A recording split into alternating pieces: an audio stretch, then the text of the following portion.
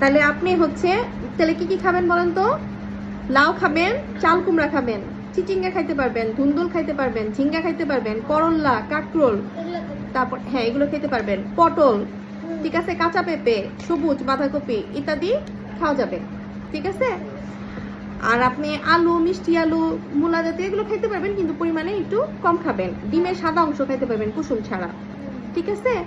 তারপরে নদীর মাছ যেগুলো সেগুলো খেতে পারবেন, রুই, কাতলা, আইর মাছ, এগুলো নদীর মাছ খাইতে পারবেন। মুরগির মাংস খাইতে পারবেন, কিন্তু পরিমাণে কম খাবেন। গরুর মাংস, খাসির মাংস খেতে পারবেন, কিন্তু যেগুলো অতিরিক্ত তৈলাক্ত ওগুলো খাবেন না। অতিরিক্ত তৈলাক্ত মাছও খাবেন না, ঠিক আছে। তাহলে দেখবেন আপনার শরীরে ইউরিক অ্যাসিডটা আর বাড়বে না, যেহেতু বেড়ে গেছিল, ওষুধ খাওয়া হয়েছে। এখন তো আপনি নিজেই বলেন কতটা ভালো আছেন।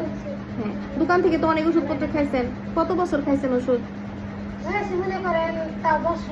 বছর খানে, কিন্তু এর মধ্যে কমতে ছিল না।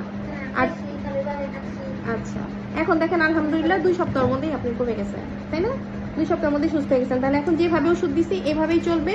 সব রিপোর্ট কিন্তু ভালো আসছে, ইউরিক অ্যাসিডও কমে গেছে, থাইরয়েডের সমস্যা যেটা ছিল হাইপোথাইরয়েডিজম সেটাও কিন্তু লেভেলে আসছে। তাহলে এই ওষুধগুলো এভাবে যেভাবে বলে দিছি, এই যে সকালে খালি পেটে খাবার 1 ঘন্টা আগে এটা খাবেন, ঠিক আছে। আর ক্যালসিয়ামটা খাবেন। আর এই যে ভিটামিন ডি দিছি, প্রত্যেক শুক্রবার একটা করে খাবেন, একটা ভিটামিন দিছি এটা খাবেন। আর প্রতিদিন যেটা বলছি 15 মিনিট করে রোদে বসার চেষ্টা করবেন, ঠিক আছে। এটা সবার জন্যই দরকার। আচ্ছা।